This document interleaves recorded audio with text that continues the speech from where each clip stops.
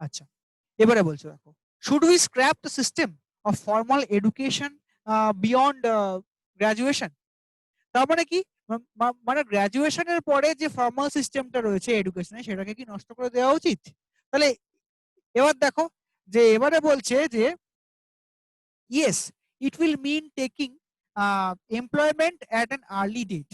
Employment at an early date তো অবশ্যই, সে যখন ভাই বা সে তার ভাবে এমপ্লয়েড তার সঙ্গে গ্র্যাজুয়েশনের বন্ধ করে দেওয়ার কোনো সম্পর্ক নেই। তাই এক্ষেত্রে আমরা অপশন ওয়ানটার বেসিক্যালি কোনো মানে খুঁজে পাচ্ছি না। এবার প্রশ্ন করছে, should we scrap the system of formal education beyond graduation? তার মানে যে চাইবে সে গ্র্যাজুয়েশনের পরে তো মাস্টার্স, পোস্ট ডক, ডক্টর সবই করতে পারে, সে তার ব্যক্তিগত ব্যাপার। তাই গ্র্যাজুয়েশনের পরবর্তীকালে নিয়ম কি তুলে দেওয়া উচিত? উত্তর হবে প্রথম হবে না। কারণ কি, যার যতটা পড়ার প্রয়োজন সে ততদূর পড়াশোনা করবে, তাতে এমপ্লয়মেন্ট পরে আসলে সে তার ব্যক্তিগত ব্যাপার, সেখানে কিন্তু কারোর কোনো বলার কিচ্ছু নেই। তো এই জায়গায় দাঁড়িয়ে আছে no, it will mean lack of depth of knowledge. কারণ কি, আমরা গ্র্যাজুয়েশনে যা পড়বো মাস্টার্সে গিয়ে সেটা আরো বেটার করে পড়বো, ডক্টরেটে একটা টপিকের উপরে আরো বেটার করে পড়বো, পোস্ট ডকে তার উপর আরো বেটার করে পড়বো, মানে নলেজটা আমার কিন্তু গ্যাদার হবে। সেক্ষেত্রে গ্র্যাজুয়েশনের পরে ফর্মাল এডুকেশন উঠিয়ে দেওয়ার কিন্তু বেসিক্যালি কোনো মানে হয় না। তাই option one is wrong, but option two is true. তাই সেক্ষেত্রে এখানে only argument two is wrong, এটা আমরা বলতে পারছি। ঠিক আছে।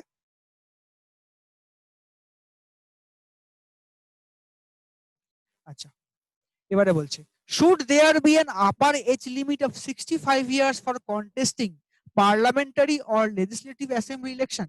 মানে যারা ভোটে লড়ছেন আমাদের হয়ে, দেখা যাচ্ছে অধিকাংশই তারা প্রবীণ, অধিকাংশই তারা অশীতিপর, তার মানে একদম বৃদ্ধ। তাহলে কি 65 ইয়ার্স পরে কি তাদেরকে ভোটে লড়তে দেওয়া উচিত নয়? এমন কথা কি কোথাও মনে হয়? এবার দেখা যাক এখানে কি হচ্ছে আনসার। আমরা এতক্ষণ এখানে পাচ্ছিলাম যে বিভিন্ন অনলি, নাইদার, বোথ, এইগুলো পাচ্ছি। এবার দেখা যাক যেগুলো আমরা এটাকে এখান থেকে কিছু মানে ফেচ করতে পারি কিনা। বলছে, people above the age of 65 lose their dynamism and will power. এটা একটা কিন্তু সত্যি কথা যে আফটার দি এজ অফ 65 একজন মানুষ কিন্তু মানে 35 বছরের মতো কর্মক্ষম থাকেন না, বা তার ব্রেন ফাংশনে কিন্তু ততটা হয় না যতটা কিন্তু normal before the age of 60।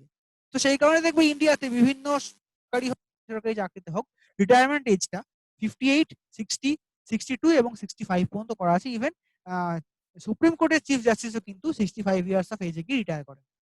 তো তাহলে মানে কোথাও গিয়ে একটা থামতে হয়, কিন্তু পলিটিক্যাল সিস্টেমে থামবার কোনো জায়গা নেই। মানে আমৃত্যু, মানে তিনি না মরলে তাকে সেখান থেকে সরানো যাবে না, এটা একদম কমন জিনিস। তো তাহলে এখানে কি হচ্ছে যে এটা যেমন, তার মানে এখানে অপশন ওয়ানটাকে আমরা ট্রু বলতেই পারি যে 65 ইয়ার্স অফ এজের পরে যে কোনো সাধারণ মানুষেরই মানে গতি, মানে কর্মক্ষমতা এবং ইচ্ছা শক্তি কমে যায়। This is true. আবার এখানে কি হচ্ছে, the lifespan is so increased that people remain physically up to the age of 80। এটাও কিন্তু সেম ভাবে ট্রু। কারণ ইন্ডিয়াতে আজকে দেখা যাচ্ছে যদি আমরা পলিটিক্যাল লিডারদের দিকে দেখি, তো 80 বছর বয়সের লিডাররাও কিন্তু অনেকটা মানে সারাদিন দৌড়ে বেরিয়ে মোটামুটি কাজ করতে পারছে। মানে even not only political leaders, normal সাধারণ মানুষেরও কিন্তু কর্মক্ষমতা, মানে অ্যাভারেজ কর্মক্ষমতা বা অ্যাভারেজ এজ অফ লিভিং এটা কিন্তু বেড়ে গিয়েছে। মানে both of them are true হচ্ছে। কিন্তু এখানে কি হচ্ছে দেখো, একটা ইয়েস আর একটা নো রয়েছে। মানে যদি আজকে এই 65 ইয়ার্সেরটাকে সত্যি বলি, তাহলে আমাকে এই সেকেন্ডটাকে মিথ্যে বলতে হয়। কারণ কি, প্রথম কথা অনুযায়ী দ্বিতীয়টা ভুল। প্রথমটা বলছি যে ভাই 65 পরে মানুষ কাজ করতে পারছে না, সেই গ্রাউন্ডে দ্বিতীয়টা মিথ্যে কথা। আবার যদি আমি দ্বিতীয়টাকে সত্যি বলি যে 80 বছর বয়সে তো মানুষ এই গ্রাউন্ডে কিন্তু প্রথমটা আবার মিথ্যে হয়ে যাবে যে 65 পরে লোকে কর্মক্ষমতা হারিয়ে ফেলে। তাহলে এই জায়গায় কি হচ্ছে, আইদার অর, মানে একটা সত্যি হলে একটা মিথ্যে হয়ে যাচ্ছে এবং দুটো পরস্পর বিরোধী কমেন্ট। এই এতক্ষণ বাদে আমরা সকাল থেকে ক্লাস করছি, এতক্ষণ বাদে কিন্তু আমরা এখানে পেলাম একটা আইদার অর, সেটা এবার অপশনটাই দিল। কেন আমাকে প্রশ্ন করছে যে ভোটে লড়বার এজ কি আপার এজটা 65 করে দেওয়া উচিত? এবার আমাকে দুটো অপশন দিয়েছে। একটা বলছে হ্যাঁ করা উচিত, কারণ কি 65 এর পরে মানুষের কর্মক্ষমতা আর বুদ্ধি লোপ পায়, কম হয়ে যায়, ট্রু। কিন্তু এবার যদি এটা ট্রু হয়, পরের কথাটা কি হবে না, life span is so increased and people remain physically and mentally active. তাহলে 65 এর পর যখন লোকে কর্মক্ষমতা হারিয়ে ফেলছে, তাহলে 80 বছরে গিয়েও সে কর্মক্ষমতা তার থাকবে না। তাই অপশন 1 যদি ট্রু হয় অপশন 2 তখন রং।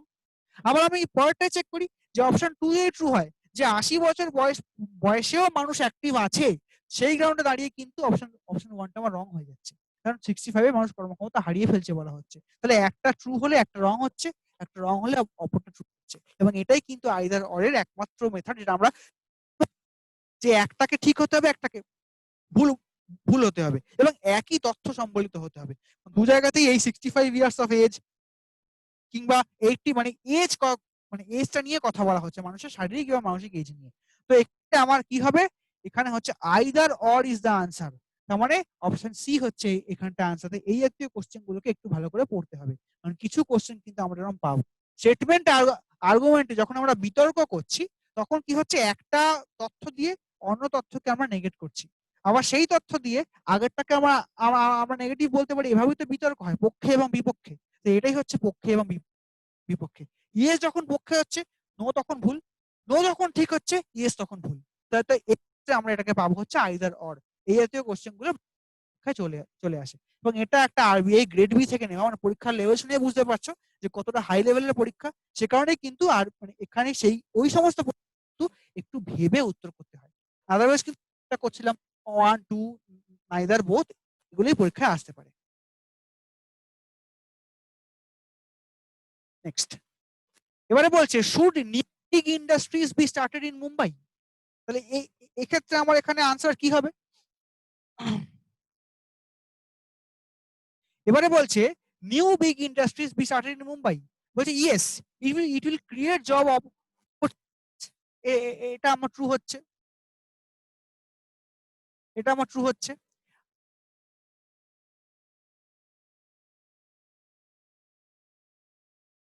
আবার বলছে it will further to the pollution of.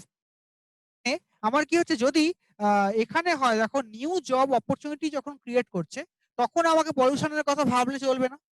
আবার যখন পলিউশনের কথা ভাববো তখন আমি আবার কোম্পানি সেট আপ করতে পারবো না। তার মানে দুটো পরস্পর বিরোধী comment.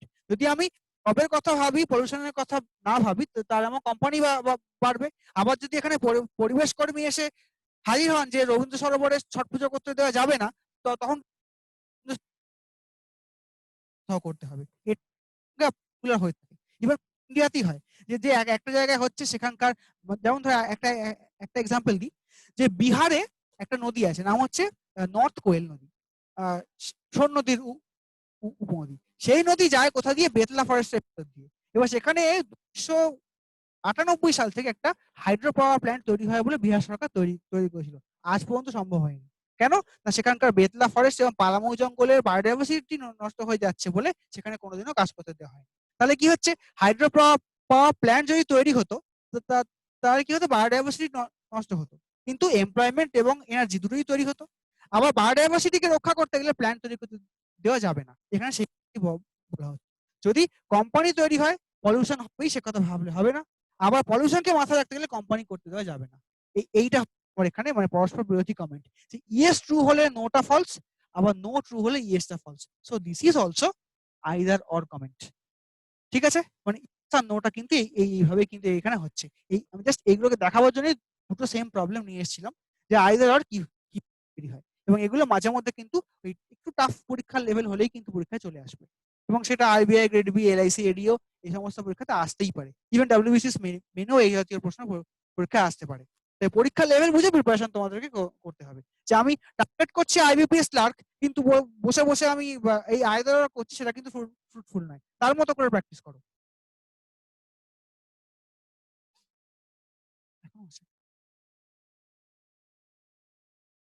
Next, should harmony installed in the industries.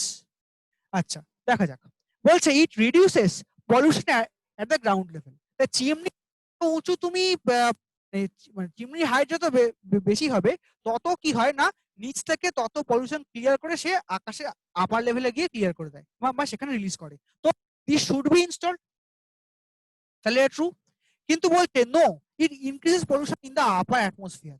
এবার এটা কি হচ্ছে না, আপার অ্যাটমসফিয়ারের কোয়ালিটি এতটাই বেটার যে আমাদের যে পলিউশনের লেভেলটা আছে PM2.5 বা PM10.5 ইত্যাদি প্রভৃতি, সেগুলো সেখানটাকে সেই লেভেলে পলিউট করতে পারে না, কারণ তার রাসায়নিক বিক্রিয়া সে পলিউশন নষ্ট হয়ে যায়।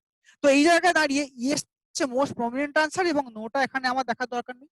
তাই এখানে অপশন এটাই হচ্ছে আমার কারেক্ট, মানে অনলি আর্গুমেন্ট 1 ইজ স্ট্রং।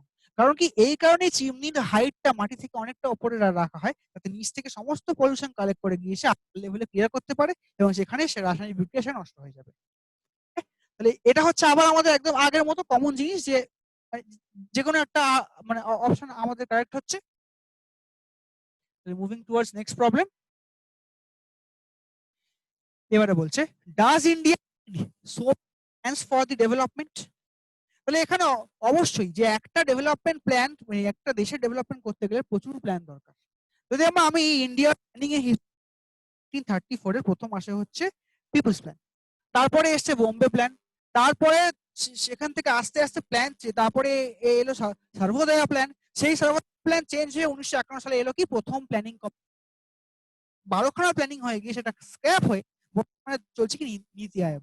তার মানে ইন্ডিয়া একটা ডেভেলপিং কান্ট্রি, ডেভেলপ করতে করতে বোধহয় লাখো লাখ হচ্ছে, প্রত্যেক দিন হচ্ছে, কিছু কাজ লাগছে না। প্ল্যানিং করতে গেলে, ডেভেলপ করতে গেলে দিস শুড বি ইয়েস। দেখো, yes can be achieved without proper planning. কোনো একটা প্ল্যানিং এ করতেই পারে, আবার কোনো একটা প্ল্যানিং সবটুকু মানে ফার্স্ট হতে পারে। যেমন ধরো ফার্স্ট 5 ইয়ার প্ল্যান, ফার্স্ট 5 ইয়ার প্ল্যানে কি হলো, টার্গেট রাখা হয়েছিল যে বেশি আমাদের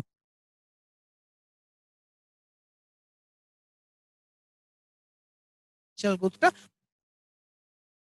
3.2% হলো, মানে কি এটা আমার সফল হলো।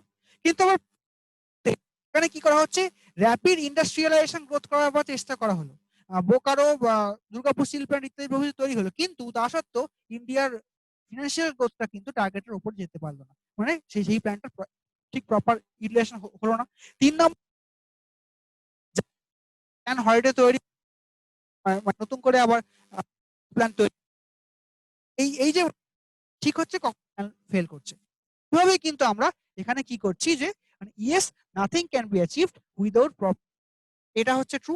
এবার দেখি, no, too much time money and energy is wasted. একটা দেশকে তৈরি করতে গেলে টাইম দেওয়াটা দরকার, তাই এক্ষেত্রে নোটার কোনো বেসিক ভ্যালুই নেই। তাই এক্ষেত্রে অপশন 1 ইজ কারেক্ট। তাহলে if only argument 1 is strong, এক্ষেত্রে অপশন এ হচ্ছে কারেক্ট আনসার। ঠিক আছে, একদম লজিক্যালি বুঝবে, এর একদম একটা সমস্যা তোমার সামনে দেওয়া রয়েছে, তুমি দেশ দেশ রক্ষা করবে, দেশ তৈরি করবে, তুমি কি ভাবছো, তোমার মত কি বলে, এইভাবেই কিন্তু কিন্তু আমাকে এখানে দেখতে হবে। নেক্সট, এবারে বলছে, should articles of only deserving authors be allowed to public? বাজারে শ্রীজাত বড় লেখক, সুনীল গঙ্গোপাধ্যায় বড় লেখক, জয় গোস্বামী বড় লেখক, দেশ পত্রিকা এবং আনন্দবাজার তাদের লেখা ছাড়া কারোর লেখা ছাপায় না। কিন্তু তাই বলে কি ছোট যারা লেখা লিখছেন, যারা আজকে লিটল ম্যাগাজিন তৈরি করেছেন, তারা কি লেখার অধিকার তাদের নেই? তা কিন্তু নয়, প্রত্যেকের নিজস্ব ফিল্ড আছে, প্রত্যেকের লেখাকেই সরকারের উচিত, সরকার নয়, পাবলিশিং হাউসের উচিত যে মান্যতা দেওয়া, সে কথা এখানে বলা হয়েছে। এবার বলছে, yes it will save lot paper which is in short supply. আজকাল দিনে সবটাই তো হচ্ছে অফলাইন পেপার, মানে কোনো লাইভ পেপার নেই, সবাই ফেসবুক, বিভিন্ন ব্লগ ইত্যাদি প্রভৃতি লিখেই বড় বড় কবি হচ্ছে। তো সেক্ষেত্রে পেপারের কথা এখানে মাথা রাখার দরকারই নেই। এবং একজন কবি বা একজন লেখককে যদি আমরা হেল্প না, তার লেখা না ছাপিয়ে তাকে যদি উৎসাহ না দিই, তিনি কোনোদিনই মানে সুনীল গঙ্গোপাধ্যায় হতেন না, শ্রীজাত বন্দ্যোপাধ্যায় হতেন না, কারণ তারাও একদিন ছোট কবি ছিলেন, কেউ কিন্তু জন্মেই কবি হয়ে যাননি।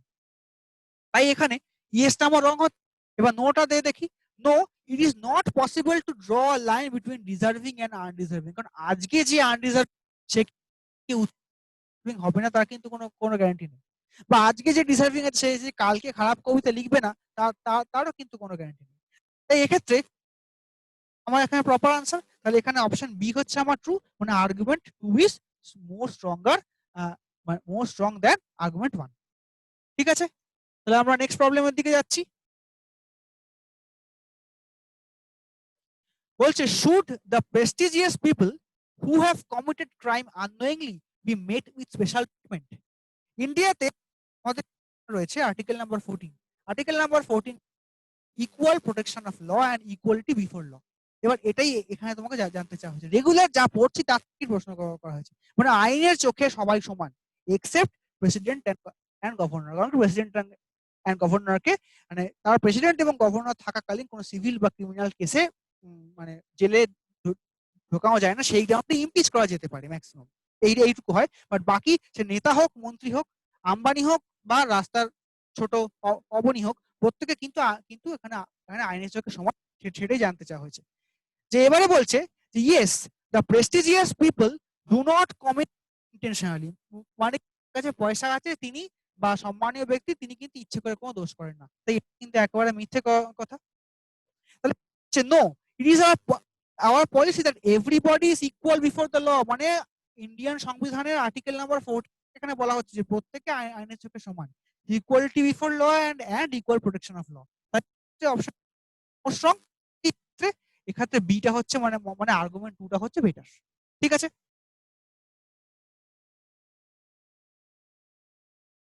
এবারে বলছে একদম কমন মানে জ্বলন্ত প্রবলেমের question, should the railways in India be privatized in a phased manner like other public sector enterprises? তাহলে এবার এখানে দেখছে বলছে যে yes, this is the only way to bring in competitiveness and provide better service to the public। তাহলে এবার দেখো এখানে this is the way but not the only way, কারণ রেলওয়ে সরকারের একটা বৃহৎ সম্পত্তি, এটা আমরা সবাই জানি। তো এবার তাকে ডাইরেক্টলি মানে প্রাইভেটাইজ করে দিলে কি হবে না, সরকারের হাত থেকে পুরো ক্ষমতা বেরিয়ে যাবে। এখানে যদি আজকে থাকতো this is maybe the way বা this is one of the ways, কিন্তু এখানে ছেপে দিয়েছে ওয়ার্ডটা, ভালো করে ফলো করো, only way, this is not the only way. কারণ এই পুরো লেখাটা পড়ে তুমি এটা ইয়েস বলে দেবে, কিন্তু লেখাটা পড়তে হবে, এখানে অনলি ওয়ে কথাটা না থাকলে আমি এটাকে ট্রু বলতে পারতাম। তাই সেক্ষেত্রে this is wrong, because this is not the only way. আরো অনেক ওয়ে আছে, আস্তে আস্তে এটাকে ডেভেলপমেন্ট করা যেতেই পারে, যেমন এখন সরকার করছে যে কয়েকটা ট্রেন কয়েকটা স্টেশন একটুখানি প্রাইভেট এসে হাতে দিয়ে চেক করা, যেমন যেমন নিউ দিল্লি স্টেশন পুরোপুরি ফুল প্রাইভেটাইজড, তার কোয়ালিটি দেখলে চোখ ধাঁধিয়ে যাবে। সেই রেসপেক্টে তুমি শিয়ালদা বা হাওড়ার চেহারা দেখো অনেকটা ডাউন, তো এবার তাকে যদি আস্তে আস্তে প্রাইভেটের হাতে দেওয়া হয় তাহলে সেটা ধীরে ধীরে ধীরে বেটারমেন্ট হবে। But this is not the only way, এই অনলি কথাটা এখানে এটাকে ভুল করে দিল, রাইট। এবারে বলছে যে no, this will pose a threat to the national security. Railways এর সাথে ন্যাশনাল সিকিউরিটি সেইভাবে হয়তো যুক্ত নয়, কিন্তু এখানে ডাইরেক্টলি নোটাও বলা যাবে না, কারণ কি এখানে বলা হয়েছে, এখানে স্টেটমেন্টই বলা ছিল ইন আ ফেজড ম্যানার, ডাইরেক্টলি কিন্তু করছে, স্টেপ বাই স্টেপ করছে, এবং ইন্ডিয়ান গভর্নমেন্ট আশা করা যায় যে সবটা মাথায় রেখেই করবে। তো এখানে this will pose a threat to national security of a country as multinationals will enter into the fray. Multinational company ইন্ডিয়াতে ঢুকলে ইন্ডিয়া বিজনেস বাড়বে, তাতে ইন্ডিয়ার ন্যাশনাল সিকিউরিটি হোক বা টেরোরিজম সমস্যা হোক সেগুলো কিন্তু সমস্যা হয় না। কারণ আজকে ভারতবর্ষে ইন্স্যুরেন্স সেক্টরে এফডিআই রয়েছে, সিভিল অ্যাভিয়েশনে এফডিআই রয়েছে, ট্যুরিজমে এফডিআই রয়েছে, সেখানে কিন্তু মাল্টিন্যাশনাল কোম্পানিগুলো কিন্তু ব্যবসা করছে। যেমন আজকে আমি ট্যুরিজমের কথাই বলি, যেমন কলকাতায় কুন্ডু স্পেশাল যেমন ট্যুরিজম চালায়, সেরকম বিদেশের কক্স অ্যান্ড কিং থমাস কুকও কিন্তু ইন্ডিয়া ট্যুরিজম চালায়। তো দুটোরা কিন্তু একই সঙ্গে একই মার্কেটে ব্যবসা করছে, এখানে কিন্তু টেরোরিজম থ্রেট বা সিকিউরিটি থ্রেটের কোনো সমস্যা নেই, as same as that railway. কারণ কি রাজধানী এক্সপ্রেস ভারতবর্ষের সরকারের, কিন্তু বন্দে ভারত এক্সপ্রেস বা তেজস কিন্তু প্রাইভেটের, সেখানে কিন্তু তাতে করে কিন্তু কোনো সিকিউরিটি থ্রেট বা টেররিস্ট কিন্তু যাতায়াত করছে না, মানে এখনো পর্যন্ত খবর নেই। তাই সেক্ষেত্রে এটাও কিন্তু আমার রং হচ্ছে, তাই তাই both of them are wrong, if neither one or two is wrong, মানে as per the given statement এগুলো একটাও কিন্তু আমাকে সঠিক উত্তরকে স্যাটিসফাই করতে পারলো না। Next, should all the unauthorised structure be demolished, মানে আমাদের কি হয় এটা দেখবে যে প্রচুর প্রচুর হয়তো মানে মানে বিভিন্ন জায়গায় বাড়ি ঘর তৈরি হচ্ছে, আনঅথরাইজড হাই রাইজ তৈরি হচ্ছে, এগুলো পারমিশন নেই, তো তো সেগুলো কি ভেঙে ফেলা দরকার? এবার বলছে no, where will people residing in such houses live. তাহলে এবার সেগুলোকে ভেঙে ফেলবার আগে নিশ্চয়ই যারা সংশ্লিষ্ট কর্তৃপক্ষ আছেন তারা ডিসাইড করবেন। যেমন এখন সবচেয়ে বড় এক্সাম্পল মেট্রো রেলওয়ে, এই বউবাজার চত্বরে কাজ চলছে, রোজ বাড়ি ভাঙছে, সেখান থেকে সরিয়ে গিয়ে হোটেলে রাখা হচ্ছে। এবার তাদের বাড়ি অথরাইজ না আনঅথরাইজ সেটা তো এই মুহূর্তে আমরা জানতে পারছি না, বাড়ির বাসিন্দা তাদেরকে পুনর্বাসন দেওয়া হচ্ছে। So this is not true. আবার বলছে যে ইয়ে message to the general public and they will refrain from constructing unauthorized building. এটা কিন্তু ট্রু। মানে কয়েকটা আনঅথরাইজড বিল্ডিং যদি ভেঙে দেওয়া হয় তাহলে উইদাউট সরকারি পারমিশন বা উইদাউট প্রপার অর্ডার কোনো বাড়ি তৈরি করার আগে লোকে দুবার ভাববে। তাই তাই সেক্ষেত্রে অপশন 2 মানে argument 2 is better then argument 1। তাই সেক্ষেত্রে হচ্ছে অনলি আর্গুমেন্ট 2 ইজ স্ট্রং, মানে অপশন বি হচ্ছে কারেক্ট আনসার। ঠিক আছে, next. Should there be a maximum limit for the number of ministers in the central government? সম্ভবত 91st অ্যামেন্ডমেন্ট সেখানে ঠিক করা হয়েছিল যে টোটাল যতগুলো এমপি থাকবে একটা, মানে টোটাল যতগুলো সিট থাকে একটা লোকসভায় তার 15% বেশি মন্ত্রী হওয়া যায় না। এটা আমাদের সংবিধানের অ্যামেন্ডমেন্টে বলে দেওয়া আছে। তো এবার তোমাকে হয়েছে কি বলছে যে নো মানে এবার should there be a maximum limit, মানে ওই যে 15% এর বেশি মন্ত্রী থাকা যায় না, এবার তার এগেইনস্টে তোমাকে বিতর্ক উত্তরও জানতে চাইছে। No, the political party in the power should have the freedom to decide the number of ministers to be appointed. এটা কিন্তু নয়, কারণ কি সেটা ভারতবর্ষের সংবিধানকে মান্যতা দেয় না। 15% এর বেশি তুমি শেষে যত বড়ই পলিটিক্যাল পার্টি হয় না, যত লোকই তোমার থাকুক না কেন, ইভেন যদি কেউ 540 খানা জিতে যায় তাতেও কিন্তু 15% এর বেশি তুমি মন্ত্রী তৈরি করতে পারবে না, এটা সংবিধানই বলে দেওয়া আছে। তাই অপশন 1টা কোনো মতেই ট্রু আমার এখানে সম্ভব নয়। আবার এখানে বলছে দেখো yes the number of minister should be restricted to a certain percentage, যেটা সংবিধানে বলে দেওয়া আছে, of that total parliament to avoid unnecessary expenditure. কারণ কি যদি আজকে 540টা মন্ত্রী হয় কোনো এক দপ্তরের, তাই দেখা যাবে হয়তো স্বাস্থ্য দপ্তরের 80 জন মন্ত্রী, ডিফেন্সের 40 জন মন্ত্রী, এবার তাতে করে কি যে প্রত্যেকটা মন্ত্রীর পেছনে যে খরচ সেটাও তো বৃদ্ধি পাবে এবং তাতে কি এবং সঠিক সিদ্ধান্ত নেওয়াটাও মুশকিল হয়ে যেতে পারে। তো সেই কারণে এখানে অপশন 2টা হচ্ছে অ্যাপ্রোপ্রিয়েট, যে এক্সপেন্ডিচার কম হবে, সঠিক সিদ্ধান্ত নেওয়া যাবে, সেই কারণে কি হচ্ছে ক্যাবিনেটের সাইজটাকে ছোট করা হয়, মানে not more than 15% of the total seat. ঠিক আছে, তাহলে এক্ষেত্রে হচ্ছে অপশন বিটা আমার কারেক্ট আনসার। তো আমরা যাচ্ছি নেক্সট প্রবলেমটায়।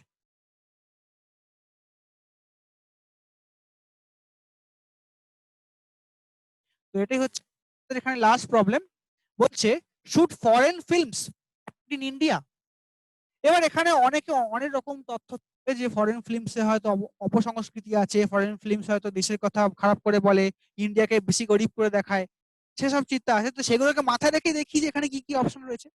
বলছে যে yes they depict alien culture which adversely affects our values. তাহলে এটা একদমই নয় যে যে কোনো ফরেন কিন্তু মানে অন্তত মেজরিটি ফরেন ফিল্ম কিন্তু আমাদের ভারতবর্ষের কাজ কিভাবে এফেক্ট করে, জাস্ট একটা মোড অফ এন্টারটেনমেন্ট। আমরা তাতে কালচার থাকে সেটা করি, তাতে আমার কালচারটা ঋদ্ধ হয়, এটাই হচ্ছে নর্মাল কনসেপ্ট। আবার 2 নম্বরটা বলছে no, foreign films are of high artistic standard. সমস্ত ফরেন ফিল্মসই যে হাই আর্টিস্টিক স্ট্যান্ডার্ডে হবে তা সিলেক্টিভ কিছু হয়। তাই এখানে অল ফরেন ফিল্মস এর কথা বলা হয়েছে, সিলেক্টিভ কিছু বলা হয়নি। তাই দিস ইজ অলসো রং। তার মানে both of them are wrong. এখানে কি হচ্ছে অপশন ডি হচ্ছে কারেক্ট আনসার, যে neither of them are true. তাহলে এই হচ্ছে আমাদের স্টেটমেন্ট, যেখানে একটা বিপক্ষে দুটো তথ্য দেওয়া হবে, কখনো দুটো পক্ষে হবে, কখনো দুটো বিপক্ষে হবে, কখনো একটা সপক্ষে একটা বিপক্ষে হবে। তোমাকে ডিসাইড করতে হবে কোনটা সঠিক আনসার হচ্ছে, মানে তুমি কোনটা ভাবছো। এবং একটা কথা মাথায় রাখবে যে 90% কেসে চেষ্টা করবো সবসময় সপক্ষে ভাবার, কারণ সবকিছুতে একটা পজিটিভ সাইডটাই পরীক্ষাতে আউটকাম করতে হয়। ইন কেস যদি না পাওয়া যায় বাধ্য হয় তখন কিন্তু নোটাকে চুজ করতে হয়। এবার এখানে তবে যদি ভুল হয় আমার কাছে তো নাইদার নট এর অপশন রয়েছে। ঠিক আছে, তাহলে এই হচ্ছে আমাদের অ্যাসাম্পশন এবং স্টেটমেন্ট আর্গুমেন্ট। তো স্টেটমেন্ট অ্যাসাম্পশনে আমরা পেলাম কি, যে একটা রেগুলার প্রবলেম, যেখান থেকে আমরা মানে সমস্যার মধ্যে নিজেকে পুট করছি, নিজেরা ভাবছি যে আমাকে আমাকে কিভাবে সমস্যা থেকে মুক্তি পেতে হবে, সেভাবে আমরা আউটকাম বের করছি। বলো, কিন্তু স্টেটমেন্ট আর্গুমেন্টে কি হচ্ছে, আমরা একটা সমস্যা কোশ্চেন ফরম্যাটে পাচ্ছি, এটা কি করা উচিত, ইন্ডিয়াতে এই হচ্ছে, কি কি হবে, ইন্ডিয়াতে ওটা হতে চলেছে, তাহলে কি করা উচিত। তাহলে সেখানে নিজেকে পুট করো, be play the role of India by yourself, এবং ভাবো যে কোনটা ইন্ডিয়ার পক্ষে ভালো, কোনটা রাজ্যের পক্ষে ভালো, কোনটা তোমার পক্ষে ভালো। সেইভাবে কিন্তু স্টেটমেন্ট এবং আর্গুমেন্টকে সলভ করতে হয়। ঠিক আছে, এবং আমরা দেখলাম যে আইদার অর আমরা কিভাবে পেলাম, আর এখানে আইদার অর এর প্রশ্ন বেশ কিছু আছে এবং সেগুলোকে এইভাবে সলভ করতে হয়। ফাইন, আশা করি বোঝা গিয়েছে। তো আবার আমরা পরবর্তী ক্লাসে পরের দিন একটা অন্য টপিক নিয়ে এখানে এসে হাজির হব। Till then, thank you.